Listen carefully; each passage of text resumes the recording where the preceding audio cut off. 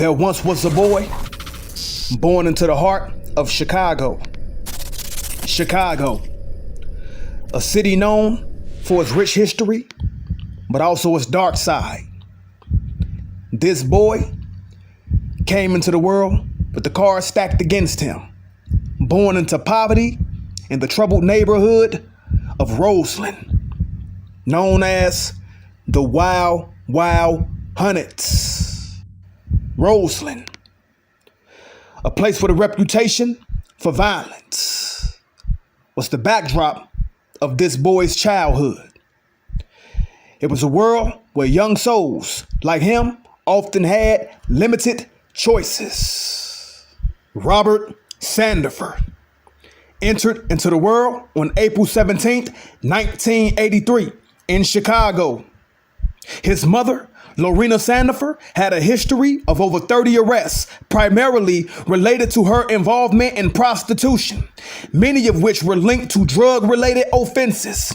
On the other hand, Sandifer's father, Robert Akins, remained absent from his life due to his incarceration on a felony gun charge. Tragically, Robert Sandifer experienced physical abuse from a very early age, enduring this torment since infancy. Even before reaching the age of 3, Robert Sandifer's name had already come to the attention of the Department of Children and Family Services, DCFS. Disturbingly, physical examinations revealed allegations of cigarette burns on his arms and neck, as well as injuries consistent with physical beatings. Initially, Lorena, his mother, attributed these abuses to Sandifer's father, although she later withdrew those accusations. In 1987, DCFS decided to intervene, removing Robert Sandifer and his siblings from their mother's home. They were placed in the care of their grandmother, who resided in the infamous Roseland neighborhood of Chicago. However, their grandmother's home was far from the ideal sanctuary, often accommodating as many as 19 children at a time, presenting his own set of challenges and problems. By the tender age of 8, Robert Sandifer had ceased attending school, opting instead to roam the streets, engaging in car theft and house burglaries. His descent into delinquency continued, and at just 10 years old, he found himself arrested on charges of armed robbery. A psychological evaluation conducted at that time revealed a disturbing picture: a child growing up without the support and encouragement he so desperately needed. The report indicated that he carried a pervasive sense of failure that had permitted nearly every facet of his inner self. In 1993, DCFS struck again and intervened in Robert Sandifer's life, removing him and his siblings from their grandmother's home. They were placed in the Lawrence Hall DCFS shelter on the Chicago's north side. However, this arrangement proved untenable for Sandifer, who ran away from the shelter and never returned. From that point until his tragic death, the specifics of Robert Sandifer's whereabouts and living conditions remain shrouded in uncertainty, punctuated by his ongoing encounters with the police. On August 28, 1994, Sandifer was instructed by his gang, the BDs, to carry out a task. He discharged a 9mm semi-automatic pistol multiple times, targeting several young individuals. Following the incident, Sandifer promptly escaped from the location. Tragically, one of the victims caught in the crossfire was a 14-year-old girl named Siobhan Dean, who succumbed to her injuries after being struck by an errant bullet from Sandifer. What was Siobhan like? She was a very cheerful young lady, beautiful, outgoing. She was a good girl, real good girl, full of life, and she loved to come outside and play. She loved to do hair. You know, she was beginning to start doing hair, and she loved to see beauty. She liked the likes of beautiful things.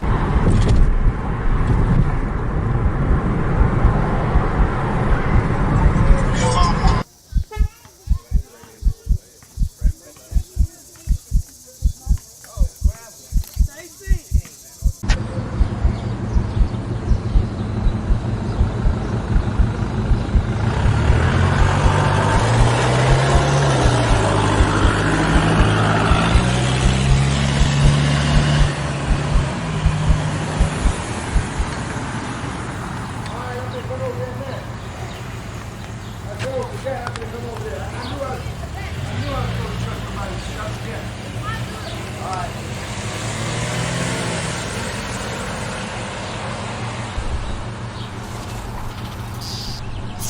the shooting incident, the police initiated a search for Yummy Sandifer, who had taken refuge with fellow gang members within the Roseland community. On August 31st, while standing on a neighbor's porch and requesting to call his grandmother, Sandifer encountered Craig and Derek Hardaway, both aged 16 and 14 and affiliated with the Black Disciple Street Gang. Sandifer was informed that he would be relocated to a secure out-of-town location and was directed to enter a waiting vehicle. However, instead of being taken to safety, he was transported to a railroad underpass situated at the intersection of East 108th Street and South Dauphin Avenue in Chicago, Illinois. There he was instructed to kneel down, and while in this vulnerable position, Sandifer was subjected to 2 gunshot wounds to the back of the head, killing him, inflicted by the Hardaway brothers. The Chicago Police Department discovered Sandifer's lifeless body during the early hours of September 1st. Approximately 400 individuals paid their respects at Sandifer's funeral, which was held at the Youth Center of the Church of God in Christ on Chicago's Northwest Side. Subsequently, the Hardaway brothers were found guilty of Sandifer's murder and sentenced accordingly. Derek received a 45-year prison sentence, while Craig received a 60-year prison term. Derek regained his freedom in December 2016, while Craig was released from prison in December of 2020. Today they are free. Remarkably, the iconic rapper Tupac Shakur voiced his thoughts on Yummy's life. At that time, I think Yummy Sandifer's picture, that same picture you seen in that interview, was on the cover of Time magazine, and they had the title was Child Predator or something like that. And you know, Pac was a very sensitive dude, especially when it come to his people, you know what I mean? And you know, he was livid. He was disgusted by the whole story. He didn't understand it. He didn't understand why a kid had to be, you know, murdered. It didn't make sense to him. You know, it ended up in his music. If you listen to Me Against the World, Yummy Sandifer's name is mentioned, you know, throughout the project, and it's something that stuck with him. And so we go to do the show, and this dude, he lost it. He basically lost it. On stage? On stage. What did he say? Lost it on the gang members, because there was a lot of dudes in the crowd, you know, throwing up gang signs. The gangsters love to come to Pac shows, you know, and there was certain songs that he would do that would just send them over the edge, so they throwing up their gang signs, but Pac is not looking at it like they saluting him. They really was just, you know, enjoying the music, loving the fact that he up there, and this is how they celebrate. They start throwing up their hood and throwing up their signs. But Pac is thinking about Yummy Sandifer, and he lost it. And basically, you know, threatened a crowd full of gangsters like, yo, y'all keep killing kids, I'll murder all you motherfuckers. Keep it clean, man. Well, you know, I want to quote the man right, man. He ain't say MFs. Shedding light on the heartbreaking circumstances that paved the way for such a life of crime. And this is how it all ended for Yummy Sandifer.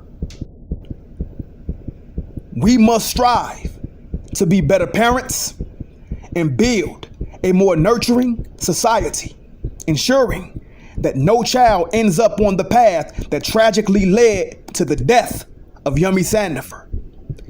Every child deserves to be loved, guidance, and opportunities for a brighter future. By offering support, mentorship, and a safe environment, we can help young individuals make positive choices and avoid the pitfalls that Yummy faced. Together, we can create a world where no child is neglected, but protected, and every child has a chance to thrive.